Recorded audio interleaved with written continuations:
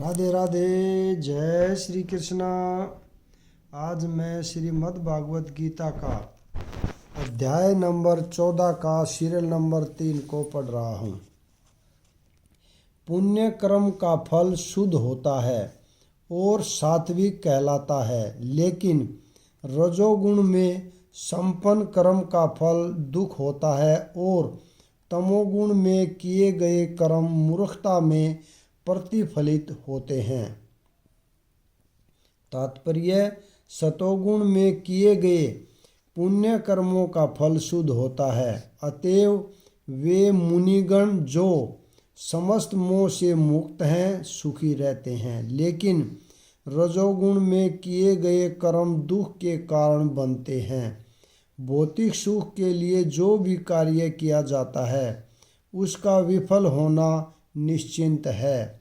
उदाहरणतः यदि कोई गगनचुंबी प्रसाद बनाना चाहता है तो उसके बनने के पूर्व अत्यधिक कष्ट उठाना पड़ता है। मालिक को धन संग्रह के लिए कष्ट उठाना पड़ता है और प्रसाद बनाने वाले श्रमिकों को शारीरिक श्रम करना होता है। इस प्रकार कष्ट तो होते ही हैं।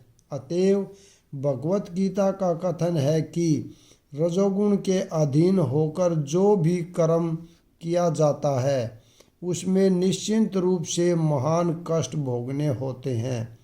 इससे यह मानसिक तुष्टि हो सकती है कि मैंने यह मकान बनवाया या इतना धन कमाया, लेकिन यह कोई वास्तविक सुख नहीं है। जहाँ तक तमोगुण का संबंध है, कर्ता को कुछ ज्ञान नहीं रहता, अतएव उसके समस्त कार्य उस समय दुखदायक होते हैं और बाद में उसे पशु जीवन में जाना होता है। पशु जीवन सदैव दुखमय है। यद्यपि माया के वशीभूत होकर वे इसे समझ नहीं पाते। पशुओं का वध भी तमोगुण के कारण है। पशु बधिक यह नहीं जानते कि भविष्य में इस पशु को ऐसा शरीर प्राप्त होगा जिससे वह उनका वध करेगा। यही प्रकृति का नियम है। मानव समाज में यदि कोई किसी मनुष्य का वध कर दे तो उसे प्राण दंड मिलता है। यह राज्य का नियम है। अज्ञानवश लोग यह अनुभव नहीं करते कि परमेश्वर द्वारा नियंत्रित एक पूरा राज्य है। प्रत्येक जीवित प्राणी परमेश्वर की संतान है और उन्हें एक चींटी तक का मारा जाना सहा नहीं है।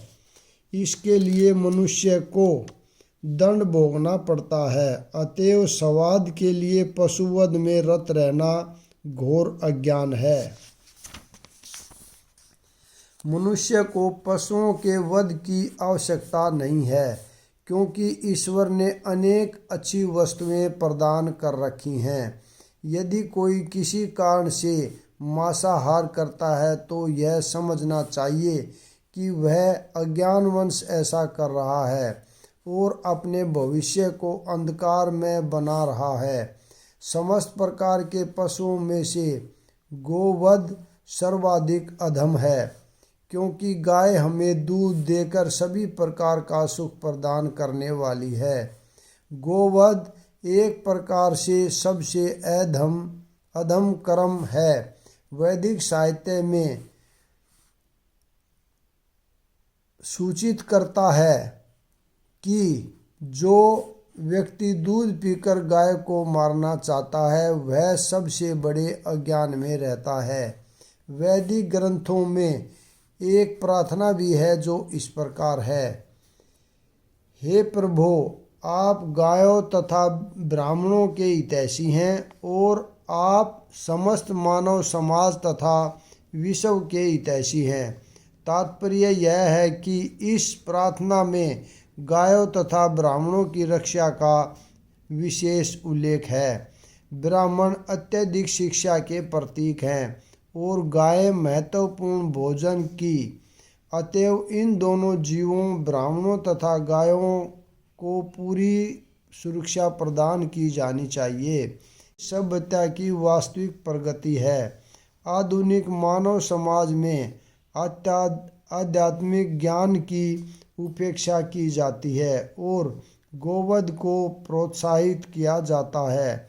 इससे यही ज्ञात होता है कि मानव समाज विपरीत दिशा में जा रहा है और अपनी बदसरना का पथ प्रशस्त कर रहा है। जो सभ्यता अपने नागरिकों को अगले जन्मों में पशु बनने के लिए मार्गदर्शक करती हो, वह निश्चित रूप से मानव सभ्यता नहीं है। निसंदेह आधुनिक मानव सभ्यता रजोगुण तथा तमोगुण के कारण कुमार्ग पर जा रही है।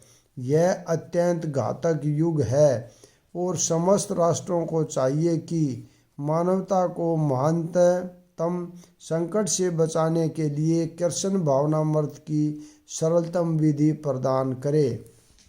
सतोगुण से वास्तविक ज्ञान उत्पन्न होता है, रजोगुण से लोभ उत्पन्न होता है और तमोगुण से अज्ञान, प्रमाद और मोह उत्पन्न होते हैं।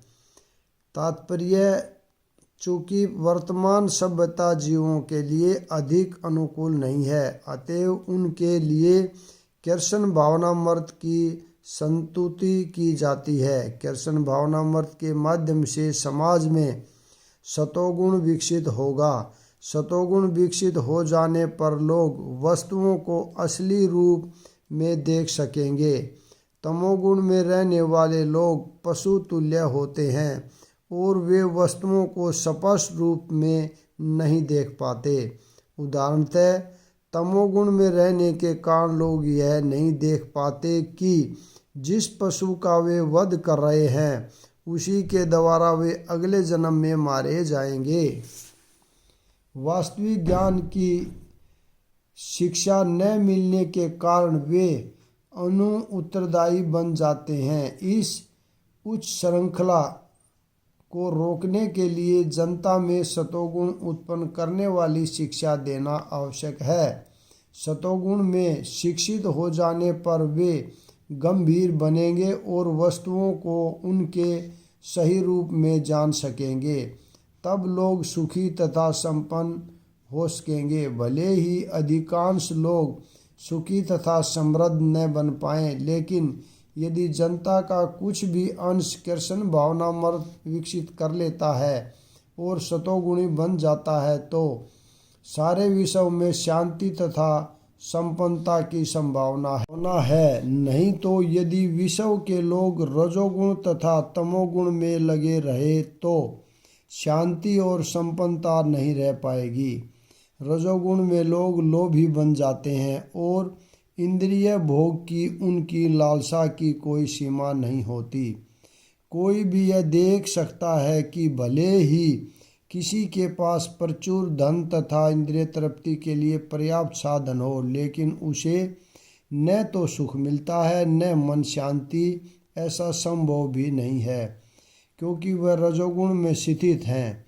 यदि कोई रंच मात्र भी सुख चाहता है तो धन उसकी सहायता नहीं कर सकता। उसे कृष्ण भावनामृत के अभ्यास द्वारा अपने आप को सतोगुण में स्थित करना होगा। जब कोई रजोगुण में रत रहता है तो वह मानसिक रूप से ही अप्रसन्न नहीं रहता, अपितु उसकी वृत्ति तथा उसका व्यवसाय भी अत्यंत कष्टकारक होते हैं। उसे अपनी मर्यादा बनाए रखने के लिए अनेकानेक योजनाएं बनानी होती हैं। यह सब कष्टकारक है। तमोगुण में लोग पागल हो जाते हैं अपनी परिस्थितियों से उब कर वे के मद सेवन की शरण ग्रहण करते हैं और इस प्रकार वे अज्ञान के गर्त में अधिकाधिक गिरते हैं। जीवन में उनका भविष्य जीवन अंधकार में होता है। सतोगुणी व्यक्ति कर्म से उच्च लोकों को ऊपर जाते हैं, रजोगुणी इसी पृथ्वी लोक में रह जाते हैं और जो अत्यंत गर्हित तमोगुण में स्थित है वे नीचे नरक लोक को जाते हैं। तात्पर्य: इस श्लोक में तीनों गुणों के कर्मों के फल को स्पष्ट रूप से बताया गया है। ऊपर से लोकों या सर्वलोकों में प्रत्येक व्यक्ति अत्यंत उन्नत होता है। जीवों में जिस मात्रा में सतोगुण का विकास होता है उसी के अनुसार उसे विभिन्न स्वर्गलोकों में भेजा जाता है।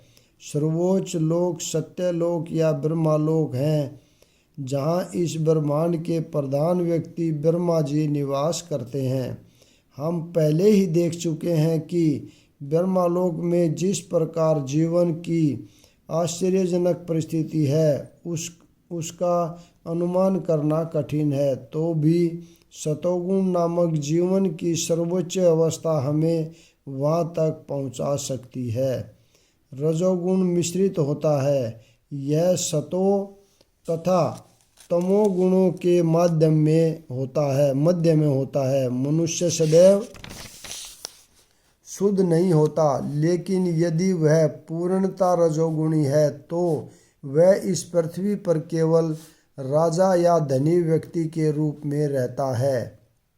लेकिन गुणों का मिश्रण होते रहने से वह नीचे भी जा सकता है। इस पृथ्वी पर रजो या तमोगुणी लोग बलपूर्वक किसी मशीन के द्वारा उच्चतर लोकों में नहीं पहुंच सकते।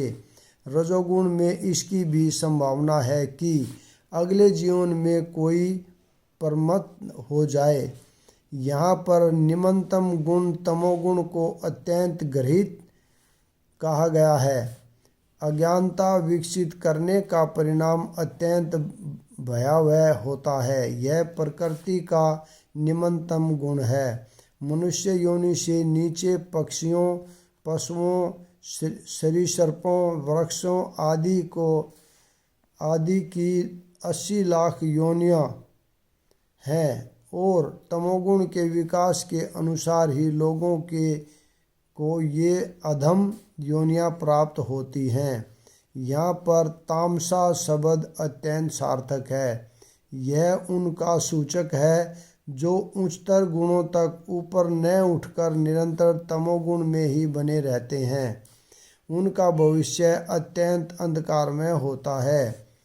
तमोगुणी तथा रजोगुणी लोगों के लिए सतोगुणी बनने का सुअवसर है और यह कृष्ण भावनामर्त विधि से मिल सकता है। लेकिन जो इस सुअवसर का लाभ नहीं उठाता वह निम्नतर गुणों में बना रहेगा। यहाँ पर मैं विराम देता हूँ। अगला भाग कल